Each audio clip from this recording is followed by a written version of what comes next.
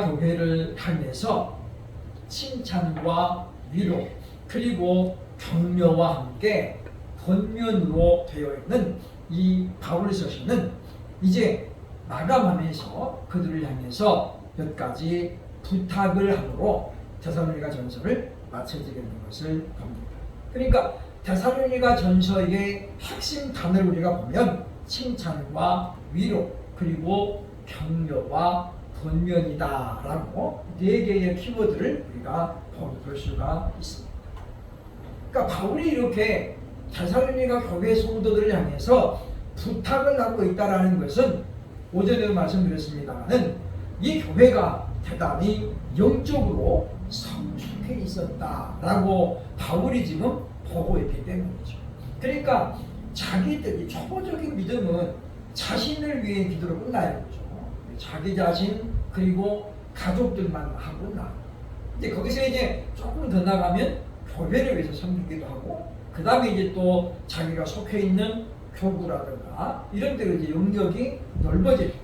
그러니까 성숙한 신앙인과 그렇지 않는 신앙의 차이는 기도의 분량을 넘어가는 거죠. 그래서 자기하고 자식, 가정 이런 사람만 기도 제목에 묵하는 사람들은 아직 믿음의 초보자이다 라고 했습니다. 그래서 영적으로 성숙해야 되는 우리에게 가르치고 있다라고 하는 것입니다.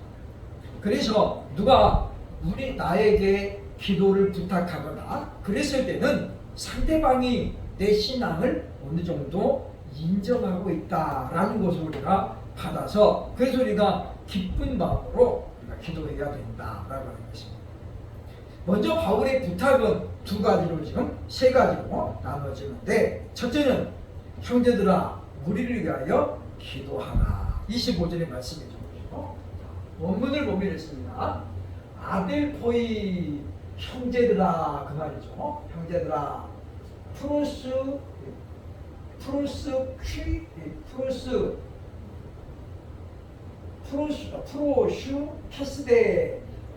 캐스데 명령법이죠. 너는 기도하라, 너희는 기도하라, 그 말이죠. 카이 페리 티몬 맨 끝에 우리를 위하여, 그 말이죠. 그러니까 보면 형제들아 너희는 우리를 위하여 기도하라. 오전에 잠깐 말씀드렸지만은 바울 서신을 여러 군데 보내주고 있죠. 로마서, 고린도 전후서, 그리고 에베소서, 빌립보서, 골로새서, 빌레몬서, 디모데 전후서, 그 다음에 여기 보면 지금 이 데살로니가 전후서, 갈라디아서, 그리고 이제 주대 같은 경우는 디도서까지 약 10몇 번을 보냈어요. 그죠? 그런데 다른 교회에 보낸 서신서에서는 거의 바울이 인사로 끝나요. 은혜와 진리가 너희에게 라든가 주의 평강이 너희에게 이렇게 끝나는데, 유일하게 우리를 위해서 기도하라, 기도의 부탁을 명령적으로 하고 있는 교회가 데살로니가 교회입니다. 왜냐하면 이 데살로니가 교회는 이미 온 아가야 지방, 그러니까 고린도 지역과 아가야 지역에서 소문이 나죠. 그러니까 데살로니가 1장 우리가 봤습니다만은 이미 그들은 믿음과 소망과 사랑이라는 열매를 맺어가지고 온 아가야 지방에 소문이 다 났어요. 그러니까 짧은 기간이지만은 이 교회는 굉장히 성장하는 교회로 소문이 나오고 있습니다. 그래서 뭐예요? 영적으로 성숙한 교회였다라고 하는 거죠. 그러니까 바울이 볼 때에 저 사람들에게는 내가 기도를 부탁해도 충분히 감당할 수 있을 것이라는 그런 어떤 비전이 보였다는 거예요. 그러니까 나머지 교회들은 왜 바울이 그러면 기도 부탁을 안 했느냐? 나머지 교회들은 이 바울이 볼 때에 그만큼 지금 성숙하지 못했어요. 고린도 교회는 파당이 너무 심해가지고 사람들이 그냥 나는 예수파, 바울파 이래가지고 시끄러웠잖아요. 그리고 은사자가 많다 보니까 고린도 교회는 이 은사로 인해서 교회가 자꾸 흩어져요. 그래서 막 니골라당이 생기기도 하고 막 이렇게 보면 그러니까 사람을 중심으로 타당이 모아지는 것은 둘 중에 하나예요. 하나는 은사, 또 하나는 권력. 그러니까 우리가 은사도 전혀 없고 믿음도 전혀 없어도 사람이 따르는 무리가 있어요. 그게 뭐냐면 권력이 있을 때예요.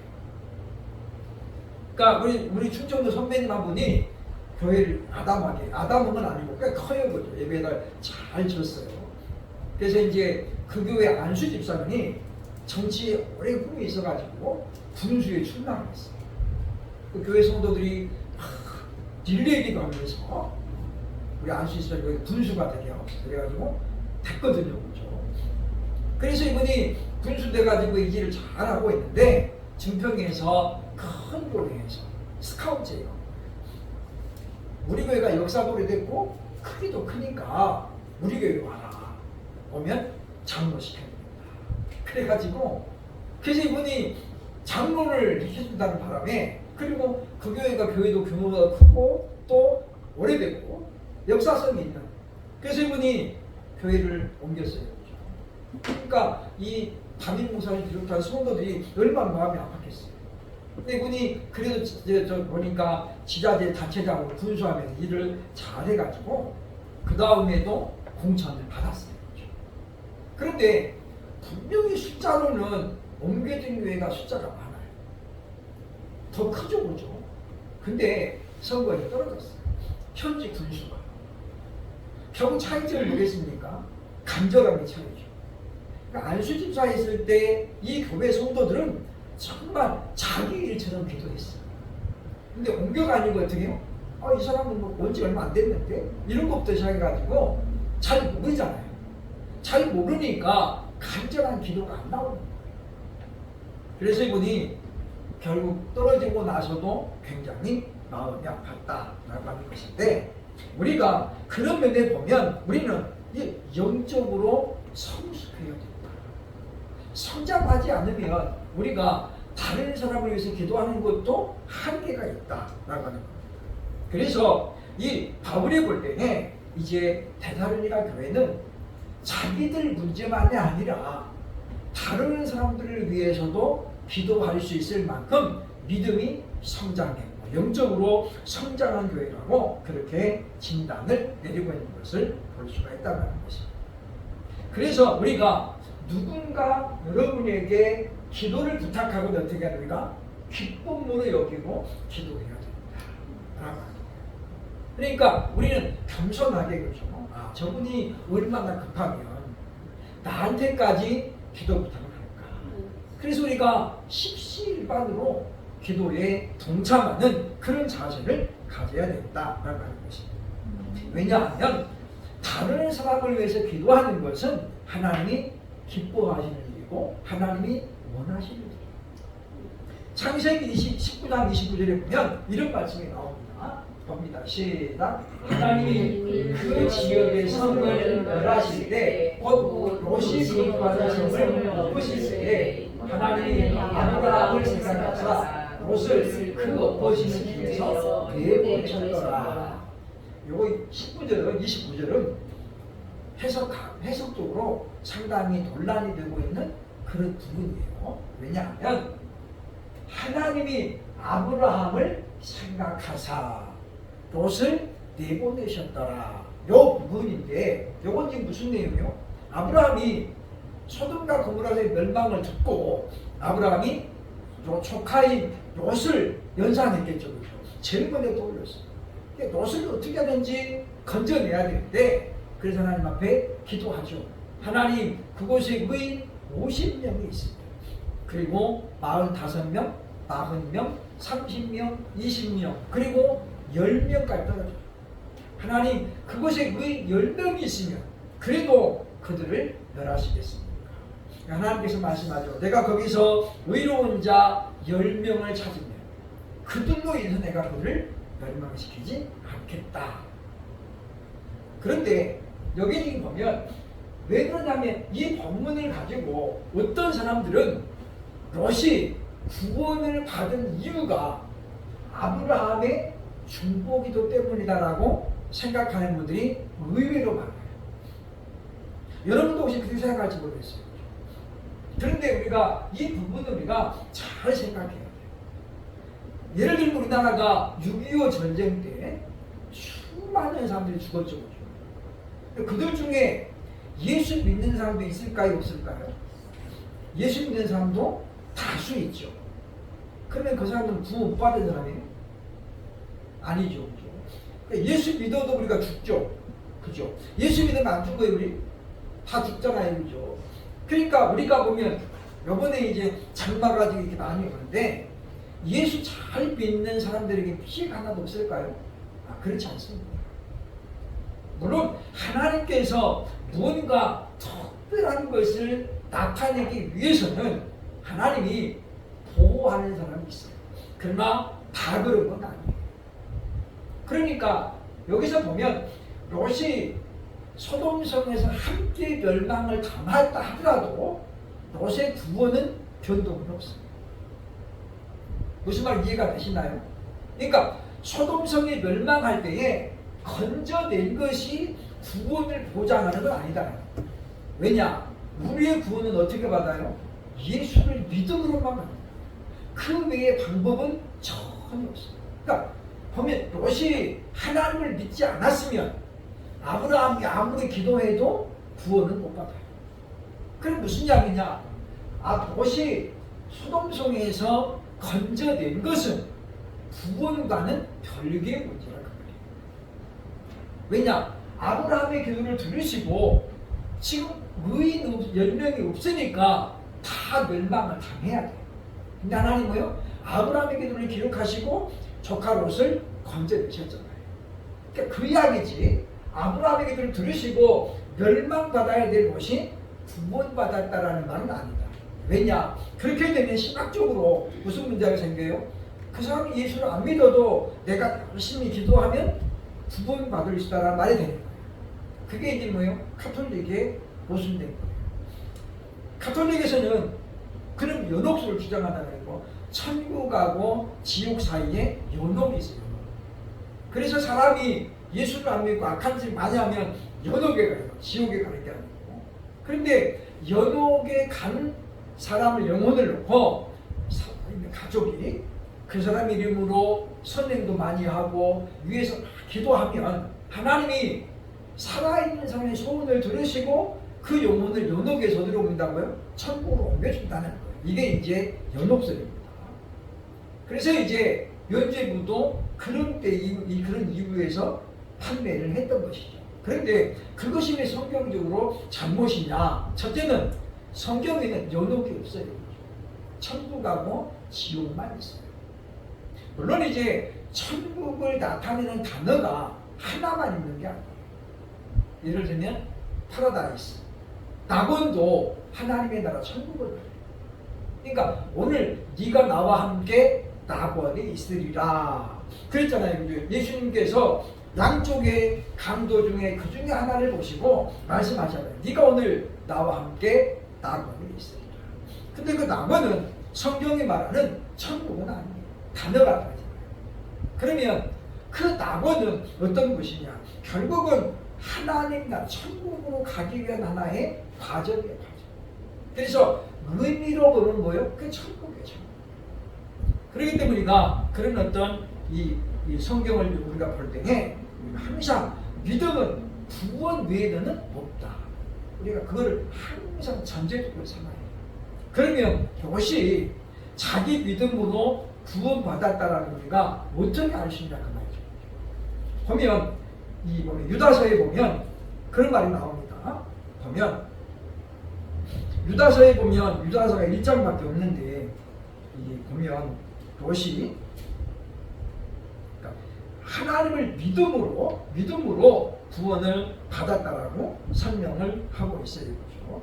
보면 이제 베드로서에 나오는 말씀이니까 제가 여기서 나도 찾아서 보겠습니다만은, 그러니까 의로운 자 롯이 그 말 나와요. 의로운 자 롯이. 그러니까 보면 이 롯이 구원받은 것은 아브라함의 기도 때문에 받은 것은 절대 아니었다. 그러니까 롯이 자기 믿음으로 구원받은 거예요. 자기 믿음으로. 그래서 보면 그가 하나님을 믿었기 때문에 구원받은 거지. 어떤 자기 믿음과 무관하게. 그러니까 이 보면 아브라함 때문에 또는 아브라함의 기도로 말미암아 구원받은 것은 절대 아니었다라는 것입니다. 그렇기 때문에 예수께서는 그만다고 주고 다니엘, 욥 이런 사람들이 아무리 기도해도 자기 믿음으로는 자기밖에 구원을 못 받아요. 그렇기 때문에 우리가 다른 사람의 중보 기도로 구원을 받는다는 것은 성경을 잘못 알고 있는 것이다. 그러나 우리가 이 부분에서 보지만 하나님은 이 롯을 위해서 기도하는 아브라함의 기도를 분명히 들으셨다는 거예요. 그리고 그 멸망의 자리에서 하나님이 건져내셨잖아요. 그 이유가 있어요. 그렇죠? 왜 그러느냐? 여기서 지금 롯이 함께 죽으면 롯의 대가 끊기잖아요. 그래서 결국은 자손의 번식을 위해서 하나님이 건져내셨다. 그러니까 거기서 이 소돔성에서 멸망받지 않는 것이 구원이냐? 그건 아니야. 거기서 롯이 죽었어도 구원은 이루어지는 거다. 그리고 우리가 보면 한때 보면 일본의 쓰나미로 사람들이 많이 죽었을 때에 쟤네들 우상 숭배하니까 그렇지 라고 이렇게 단체적으로 평가했던 적이 있는데 그건 그렇지 않아요. 예수님 그랬죠. 그들이 회개하지 아니하면 너희도 그렇게 됩니다. 그러니까 성경은 분명히 그런 교훈을 주고 있는 것을 기억을 해야 되겠다. 그래서 우리가 남을 위해서 기도하면 그건 반드시 상급이 있습니다. 두 번째 바울의 부탁은 뭐냐면 모든 형제에게 무난하라. 26절에 그렇죠. 그런데 26절 초반에 보면 이렇게 말하죠. 거룩하게 입맞춤으로. 2절 보겠습니다. 26절 뭔 보면 아스파사스대 그 말이죠. 아스파사스대 무난하라. 무난하라. 투스 아델푸스 그 형제들에게 판타스 모든 그 말이고 엔 필레마티 하기오 그 말인데 이 보면 필레마티 하기오는 거룩한 필라베타가 뭐예요? 입맞춤이에요. 입맞춤. 그럼 이게 무슨 뜻이냐? 우리가 이 부분을 우리가 한국교회가 잘해야 돼 이거죠. 본문이 말하는 거룩한 입맞춤 이게 뭐냐? 그것은 구별된 언어, 거룩한 언어로 무난하다. 그러니까 그리스도인의 대화는 세상적이고 세속적인 것으로 우리가 자꾸 흘러가면 안 된다는 거예요. 그러니까 제가 이제 교육조사 있을 때 우리 구역장이 없어져가지고 제가 이제 불시에 구역장을 맡게 됐어요. 전도사하면서 구역장을 했거든요. 근데 보면 우리 구역들이 그때는 구역 예배 드리고 나면 참 세상적인 이야기 많이 해요. 누구는 이번에 집을 하나 샀대. 이런 것부터 해가지고. 그래가지고 담임 목사님이 나중에 그거를 이제 금지시켰어요. 예배 마치면 빨리 가라. 가가지고 앉아가지고 쓸데없는 소리 많아요. 거룩한 입맞춤으로 무난하라는 건 뭐냐면 성도들이 모인 자리에서 예배를 마치고 나든지 기도회를 마치고 나서 그런 어떤 세속적인 이야기 그런 걸로 하지 말라는 거예요. 물론 우리에게 필요한 거죠. 좋은 직장 들어가고 또 뭐 집을 사고 이런 것도 필요하지만은 그게 뭐예요? 거룩한 언어는 아니라. 그러니까 우리가 성도들끼리 모였을 때는 우리가 주로 뭐 해야 돼요? 신앙적인 이야기하고 또 위로해주고 격려해주고 그게 지금 거룩한 입맞춤이라는 말이죠. 그래서 성도의 교제를 힘쓰라. 왜냐? 그런 모임에서 우리가 기도가 끝나고 예배가 끝나고 난 다음에 중요해요. 왜냐? 그러면서 우리가 믿음의 도전도 받는 것이고 내 믿음이 훈련도 받는 것이고 그렇잖아요. 근데 예배 딱 끝났으니까 이제 세상적인 얘기로 다 돌아가게 되면 이게 그냥 은혜 받은 게 다 없어지는 거예요. 다 없어져. 그래서 지금 바울은 이야기합니다. 거룩한 입맞춤으로 모든 형제에게 무난하라. 특히 지금 모든이라는 단어가 모든 이게 뭐예요 지금? 끼리끼리만 사귀지 말고 교회에서 모든 사람과 문화를 이제 교회가 사랑이 없다, 사랑이 식어진다라고 말하는 이유가 뭐냐면 교회가 이제 커지다 보니까 이렇게 되는 거예요. 그냥 끼리끼리. 그리고 이제 부작용 중에 하나인데 우리나라가 이제 구역 예배가 이제 바뀌면서 셀 목회가 많이 들어왔잖아요. 그죠? 그래서 이제 구역이 셀로 이제 편성이 됐어요. 그래서 이제 이 셀이 어떻게 하면 좀 더 효과적 있게 할 수 있을까? 그래서 이제 직업이 좀 비슷한 사람들끼리 셀을 묶어줬어요. 그러니까 장점도 있어요. 왜? 대화가 통하잖아요. 또 그 안에서 자기들끼리 상부상조도 가능해요. 그런데 이게 좀 오래되니까 무슨 문제가 생겼느냐? 그 셀 가운데 화이트 조직이 생기고 엘리트 조직이 생깁니다. 그래서 안 되죠. 예를 들어서 법조계 이런 사람들 모인 데는 다 정말 엘리트잖아요. 그죠? 그러니까 이런 사람들은 다른 셀과 연합을 못하는 거예요. 그 안에서 약간의 뭐가 생겨요? 권세가 권력이 생겨요. 그러니까 다른 사람들을 보기 어떻게 해요? 약간 이렇게 아래로 보고 약간 무시하는 경향이 있어요. 또 금융권에 있는 사람을 묶어놓으니까 이제 사람들이 자꾸 그 사람들에게 줄을 대려고 해요. 금융권에 있으면 뭐 좀 정보도 좀 얻고 뭐 이렇게 할까 봐죠. 그래서 그게 하나의 장점이면서 부작용이 됐어요. 그래서 이제 그런 문제가 불거지니까 교회가 어떻게 돼? 자꾸 사람 중심으로 파당이 돼요. 여기 지금 먼저 판타라는 말인데 이 단어를 지금 바울이 쓰고 있는 이유는 분명히 이유가 있어요. 그게 뭐예요? 보면 왕따시키지 말라. 그러니까 교회가 크면 큰 대로 작으면 작은 대로 모든 사람들이 하나의 형제인 것인가 확인을 하라고 말하고 있습니다.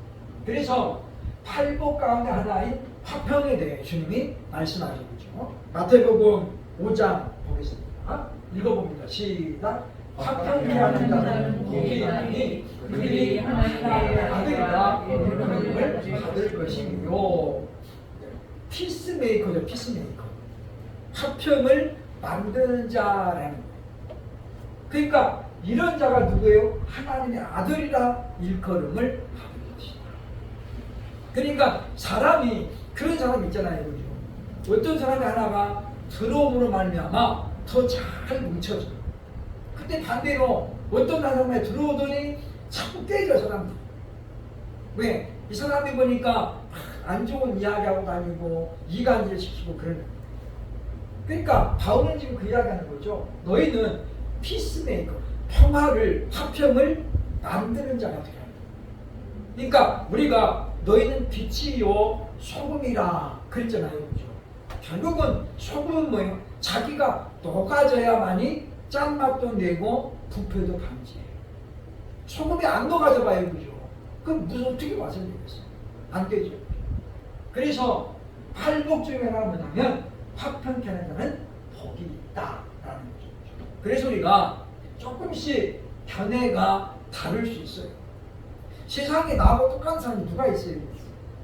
내 속으로 난 자식들도 의견이 안 맞을 때가 있고 생각이 다를 때가 있어요. 하물며 우리가 다 남이잖아요. 평생을 다른 환경 속에서 다른 일들을 살아온 사람들 똑같을 수가 없어요. 그렇기 때문에 우리가 보면 오늘 말씀을 기록하면서 모든 형제에게 거룩한 입맞춤, 거룩한 언어로 문안해야 됩니다. 그래서 우리가 작은 교회니까 우리는 그래도 교회 와가지고 한 사람이라도 빠짐없이 한마디라도 주고받아요. 오늘 와가지고 내가 누구하고는 안 말다가 갔네 이러면 안 되겠죠. 한마디라도 말을 해야 되고 눈이라도 마주쳐야 돼요. 그래야 성도의 교제가 이루어지고 바울이 지금 그걸 이야기하는 거죠. 무난하라. 말로 하는 인사가 중요하고 우리 눈빛으로 하는 교환이 중요해요. 왜냐? 지금 바울이 이 데살로니가 전으로서 쓸 때는 기독교가 핍박을 많이 당하고 있을 때예요. 그러니까 성도들에게 뭐가 필요해요? 위로와 격려가 아주 중요했다는 거죠. 그러니까 우리가 그런 가운데 성도의 끈끈한 교제를 나누어야 된다. 그래서 우리 교회가 자꾸 이렇게 파당을 만들고 화평을 깨는 자는 하나님 앞에 책망을 받게 된다라는 것입니다. 세 번째 권면이 나옵니다. 27절 보면 말하죠. 모든 형제에게 이 편지를 읽어주라. 그러니까 이게 굉장히 중요한 말입니다. 왜냐하면 바울이 이렇게 많은 이 모든 사람에게라고 말하는 건 뭐냐면 특정한 사람에게만 하는 것이 아니라 예수 그리스도를 믿는 모든 사람들에게 이 말씀을 알아야 된다는 거예요. 그러니까 이때는 아직 출판이 그렇게 완전하지 않을 때잖아요. 그래서 그때는 책이 아주 귀했을 때예요. 우리 할아버지가 서방 훈장을 오래 하셨거든요. 일제시대 때 말기 때인데 그때는 책이 귀했잖아요. 그러면 이제 이분이 부다나 들고 전국을 다닙니다. 거창에 무슨 책이 하나 있다더라. 그러면 거창까지 걸어가셔요. 그러면 이게 뭐 하루 이틀 갖고 안 되잖아요. 가가지고 어떻게 하냐 책을 다 베껴 필사해요. 필사. 그러면 뭐 한 번 나가면 한 달 걸리고 이렇게 되는 거죠. 그래가지고 그 책을 가지고 와서 또 가르치기도 하고. 그러니까 저희 어렸을 때 초등학교 때만 우리 이렇게 거기 이렇게 뭐라고 하는지 모르겠는데 어떤 그 있는데 거기다가 괴짝이 여러 개 있었는데 보면 전부 책이에요. 할아버지가 보셨던 책들, 할아버지가 구입한 책들이에요. 그게 그냥 많았고 우리 방에도 보면 온통 벽지 같은 게 그걸로 다 많아져 있었어요. 잘 모르니까 그죠. 그러니까 이때 바울 때는 어떻겠어요? 더 어려웠겠죠. 그러니까 책이라는 게 보급이 안 됐을 거예요. 그래서 뭐요? 읽어주라. 모든 사람이 듣도록 읽어주라고 이야기하는 것을. 그래서 주님 우리에게 이 말씀을 읽는 자와 듣는 자들과 지키는 자들이 복이 있다. 우리는 많이 읽어줘야 되고 그러면서 우리가 들려줘야 한다는 것입니다. 그러니까 믿음이 약한 사람이라 하더라도 자부심과 함께 자긍심을 갖게 되죠. 아, 바울이 우리 같은 사람도 잊지 않고 있구나. 바울이 겨우 15일 만에 있다가 데살로니가를 떠났잖아요. 그죠? 그러니까 바울을 직접 못 본 사람들도 많이 있다 그 말이에요. 근데 바울이 이와 같이 그들을 한 사람만 챙기면서 모든 사람들에게 읽어주라 라고 부탁한 건 뭡니까? 바로 그들도 참 바울이 대단한 겁니다. 우리도 지금 기억하고 있구나 라고 생각할 수 있었다. 그렇기 때문에 이 자부심과 그 구성원으로서의 자긍지를 갖게 된다. 그래서 우리가 교회 일은 이런 한두 사람이 그냥 다 하는 것이 아니에요. 그래서 우리가 가끔씩은 우리가 어떻게 되냐 서로 짐을 질 필요가 있어요. 그러니까 돈이 많으니까 이번에 제가 하겠습니다. 작은 거는 할 수 있어요. 그러나 큰 것은 그렇게 하면 안 됩니다. 그래서 십시일반으로 동참해야 됩니다. 제가 언젠가 얘기했습니다. 방학 가는 장로님이 그때 이제 안수 집사였는데 그죠? 교회 차를 바꿀 때가 돼가지고 목사님이 강구를 했어요. 우리 교회 차 바꿔야 되니까 마음에 감동하시는 대로 헌금합시다. 이분이 방학 가는 집사님에게 감동이 다 왔어요. 그죠? 그래서 목사님 제가 차량 헌금은 제가 하겠습니다. 그래가지고 목사님이 그냥 얼마나 기뻐했어요. 단번에 해결돼버린 거잖아요. 그런데 그날 하나님이 이 목사님이 기도하시는데 하나님이 그러시는 거예요. 안 기뻐하시는 거예요. 야, 그 교회 차는 한 사람한테 하게 하지 마라. 왜냐? 그렇게 되면 무슨 부작용이 생기냐면 이 헌금한 사람은 차를 누구 차 생각하는 거예요? 이거 내 건데 이렇게 생각합니다. 하나님께 드린 것인데 자기도 모르게 그렇게 생각한다는 거예요. 그리고 나머지는 어떻게 해요? 나머지는 우리 교회 차로 생각을 안 하고 이거 파가운기가 헌금한 건데 그래가지고 별 관심이 없다는 거예요. 그래서 그렇게 하지 말라고 하나님께서 말씀하셨어요. 그래서 이분이 그 불러가지고 말씀을 드리고 일부만 해라. 그리고 조금 기다렸다가 돈이 모자라면 모자라는 금액만큼만 해라. 그러니까 이제 성도들이 장로님도 여러 명 있고 권사들 여러 명 있잖아요. 이분들이 이제 17일 받으면 100만 원 하고 50만 원 다 그래가지고 돈이 모아지고, 그래서 모아지고 나니까 이제 나머지 부분을 이 방학가는 집사님이 부담을 했죠. 그래서 차를 새로 샀어요. 그러니까 어떻게 돼요? 성도들이 차에다 내차게 생기고, 교회 올 때도 한 번씩 이렇게 만져보기도 하고, 갈 때도 혹시 기스 나지 않았나. 바로 이렇게 1층이 큰 식당이었거든요. 설렁탕 집이었는데 바로 무채국이에요. 그러니까 평일날도 무채국 온 사람들이 차를 때면 다 거기다 내는 거예요, 차를. 그러니까 한 번씩 훑어보기도 하고 자꾸 봐요. 그러니까 그게 뭐예요? 애정이에요, 애정. 그래서 우리가 물론 성도들 중에는 마음은 있지만 어려운 것도 있죠. 그래서 우리가 그런 건 우리가 정해주는 게 아니라 금액을 보죠. 자기가 할 수 있는 그만 하는 거지, 남들이 얼마 하니까 나도 해야지. 그건 아니에요. 그죠? 그거는 결국은 자기가 시험에 드는 것이에요. 하나님은 가난한 과부의 두 랩돈을 기억하셨죠. 그리고 뭐라고 그랬어요? 이 여자가 가장 많이 듭니다. 왜냐하면 전부를 넣었죠. 그러니까 그 옆에 사람들은 가지고 있는 것 중에 일부를 넣었지만 이 여자는 뭐예요? 비록 두 랩돈이냐 동전 2개지만 그게 이 여자의 가진 것 전부였어요. 그래서 예수님이 뭘 본 거예요? 그걸 보는 거예요. 이 사람은 옆에 사람은 하고도 많이 남았지만 이 사람은 뭐예요? 다 드렸잖아요. 물론 금액으로는 차이가 안 돼요. 그러나 예수님 뭐예요? 그 사람의 마음까지 보시는 거예요. 그러니까 우리가 하나님께 드리는 헌금은 항상 우리의 마음을 담는 마음. 그러니까 우리가 늘 기억을 해야 되겠다라고 하는 것입니다. 그래서 우리가 오늘 한국교회는 이 교회에 대한 자부심의 문제가 조금 문제가 있어요.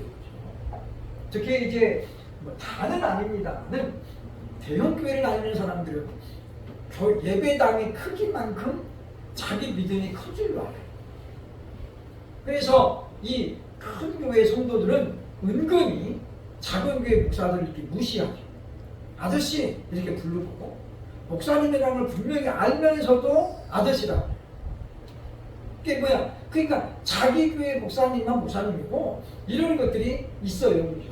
그러니까 이건 결코 자부심도 아니고 자부심도 아닙니다. 왜냐? 예수님은 자기를 낮추는 자가 큰 자라고 말씀하죠. 그러니까 예수를 믿는 사람들은 예수님을 닮아가는 사람이에요. 예수님은 어떤 분입니까? 빌립보서 2장 5절에서 예수님 이렇게 말씀하시고 보겠습니다. 시작. 너희 안에 이 마음을 두라. 곧 그리스도 예수의 마음이니 그는 근본 하나님의 존재시나 하나님과 동등됨을 취할 것으로 여기지 아니하시고 오히려 자기를 비워 종의 형체를 가지사 사람들과 같이 되셨고 사람의 모양으로 나타나사 자기를 낮추시고 죽기까지 복종하셨으니 곧 십자가에 죽으십니다. 그러니까 우리는 예수님이 이렇게 자기를 낮추시고 비우시고 그랬다는 건 잘 알아요. 근데 정작 우리는 예수님들이 이거를 안 하려고 어떻게든 내가 높아지려고 그러고 더 많이 가지려고 그러죠. 이걸 우리가 뭐라고 하냐면 이원론적인 신앙이라. 지금 한국교회는 이원론적인 신앙에 다 잡혀 있어요. 무슨 이야기입니까? 교회 안과 교회 밖에서의 생활이 너무 달라요. 그러니까 믿음과 우리가 보면 신앙과 생활이 일치가 돼야 되는데 믿음은 어디서만 따져요? 예배당 안에서만 따지고 생활은 믿지 않는 사람과 똑같이 살아요. 그러니까 지금 한국교회가 세상에 빛을 잃어가는 거죠. 그러니까 사람들이 예수 믿는 사람들을 지금은 어떻게 해요? 하나도 부러워하지 않아요. 오히려 때로는 불쌍하게 여겨요. 그러니까 우리가 그런 것을 보면서 오늘 아침인가 그 뉴스 헤드라인에 보니까 그러니까 어떤 사람이 죽었는데 그 유가족이 기도원 목사를 사기죄로 고발을 했어요. 그죠? 근데 딱 보니까 무슨 이야기냐면 병을 고쳐준다고 해놓고서 못 고친 거죠. 그러면서 이제 돈을 많이 이제 요구했던 것 같아요. 그죠? 그러니까 이제 돈도 못 고치고 돈은 날리고 사람은 죽었네. 그러니까 유가족들은 저게 사기죄로 지금 고발을 해요. 그러니까 우리가 이런 부분에 있어서 굉장히 조심해야 돼요. 근데 그런 것도 주님은 뭐라 너희가 거저 받았으니 거저 주라. 그러니까 이제 우리가 요즘 한 어느 교회에서 유행하는 말이 하나 있대요. 그죠? 그거 보면 이제 빚을 갚으라. 그런 말이 지금 유행한다는데 그래서 이제 그 교회가 빚 갚아야 된다. 우리는 하나님의 빚진 자다. 예수님에게 목숨값을 우리가 졌지 않냐. 목숨값을 갚아야 돼. 그래가지고 이제 이 교회가 자꾸 이제 문제가 생겨요. 우리가 이제 목숨값 해가지고 참 물질을 강조하는데 어쨌든 우리가 하나님 우리에게 목숨값을 요구한 게 아니잖아요. 그러면 저 같은 경우는 목숨값을 얼마나 내야 되는 거예요? 물론 사람 목숨값이 다 다르겠지만 그러니까 그러면 우리가 은혜가 하나님의 선물인데 선물 줘놓고 돈 내놔 그러면 선물이 아니죠. 그죠? 그잖아요. 선물은 값없이 주는 거예요. 값없이. 그래서 받는 사람 마음으로 받는 게 아니라 주는 사람 마음으로 주는 거예요. 우리가 구원받는 것은 하나님의 선물입니다. 성경도 이렇게 말하잖아요. 그래서 우리가 그런 어떤 말에 우리가 현혹하게 되는 거예요. 절대 우리가 기억되게 돼요. 그래서 우리가 내가 안수할 테니까 헌금 얼마 하시오. 이런 거 우리가 100% 거절해요. 그 사람이 아무리 유명하고 그래도 우리가 분별을 해야 된다. 그래서 이원론적인 믿음은 뭐냐면 그건 믿음이 아니에요. 변화가 없는 믿음은 죽은 것이다. 제가 내리는 결론이죠. 그러니까 변화가 없어. 무슨 이야기입니까? 예수를 믿었는데 생활에 하나도 변화가 없어. 그건 뭐예요? 그건 믿음이 없으니까. 그 믿음이 없어서 그건 죽은 거예요. 죽은. 마지막 네 번째 바울의 인사말이 끝절에 나옵니다. 우리 주 예수 그리스도의 은혜가 너희에게 있을지어다. 헤 카리스 그 은혜가 그 말이죠. 투 퀴유 주예요. 주 헤몬 예수 그리스도 우리 주 예수 그리스도의 그 은혜가 메트 휘몬 메트가 함께 그 말이죠. 함께 메다 원래는 기본이 메타예요. 휘몬 너희와 함께. 그러니까 보면 우리 주 예수 그리스도의 은혜가 그 은혜가 너희와 함께. 그리고 뒤에 뭐예요? 있을지어다 이런 거는 우리가 붙인 거예요. 그렇죠? 원래 헬라어 본문에는 없어요. 그렇죠? 비동사가 없잖아요. 그러니까 이제 우리가 우리말 성경만 가지고 너무 이렇게 막 파고들면 싸움이 나요. 우리가 통합하고 합동해서 축도 문제로 재판 싸움이 났죠. 그렇죠? 있을지어다가 맞냐? 계실지어다가 맞냐? 이것 때문에. 그래서 이제 합동에서는 있을지어다라고 하고 통합에서는 계실지어다 했어요. 그렇죠? 근데 나중에 학자들이 성경 원문을 보니까 있을지어다도 없고 계실지어다도 없는 거예요. 그냥 너희에게 함께, 너희와 함께 이렇게 끝나요. 고린도후서 13장 13절이 우리가 이제 축도로 쓰고 있는 성경 본문이에요. 그렇죠? 거기 보면 거의 그렇게 되어 있죠. 그렇죠? 뒤에 보면 있을지어다 이런 말이 전혀 없어요. 없어. 그냥 너희와 함께, 너희에게 그렇게 끝나요. 보면 이렇게 되어 있죠. 그렇죠? 주 예수 그리스도의 은혜와 하나님의 사랑과 성령의 교통하심이 너희 우리와 함께 이렇게 끝나요. 즉 보면 메타 헤모 이렇게 끝나요. 그러니까 있을지어도 없고 계실지어도 없어요. 그렇죠? 우리가 그런 비본질적인 거 가지고 우리가 싸우면 안 된다라는 거예요. 그렇죠? 그래서 바울은 항상 어떤 서신이든지 간에 마무리할 때는 뭐 보니까 이렇게 긍정적으로 복을 빌어주면서 끝납니다. 그러니까 우리들도 이것이 훈련되어야 되죠. 그래서 우리도 긍정적인 인상, 축복이죠. 복이죠. 그죠? 이런 사람이 될지어다. 은혜와 평강이 너희에게. 우리가 이런 어떤 훈련이 돼서 그리고 그래서 사람들에게 자꾸 복을 빌어주는 축복하는 말을 많이 해야 돼요.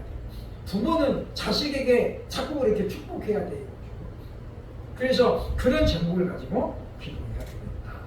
그래서 이제 데살로니가 전서가 이렇게 마무리되고 다음 주에는 데살로니가 후서를 이어서 하겠습니다. 전서와 후서 사이에 간격이 있지만 또 어떤 내용이 있는지 우리가 살펴보면서 시대적인 흐름을 우리가 봐야 되고 교회가 타동한 지 얼마 안 됐지만 바울은 그 시대를 종말론적인 관점에서 봤어요. 그러면 2000년이 지난 지금 우리가 이 시대를 바라볼 때 바울 시대와 어떤 차이가 있는가? 우리가 성경을 보면서 그런 것들을 좀 구별을 해야 되겠다는 것입니다. 그래서 이번 남은 한 주간도 또 7월 더운 날씨가 계속되지만 늘 그리스도의 은혜가 넘치는 그런 여러분 될 수 있기를 주의 이름으로 축원합니다.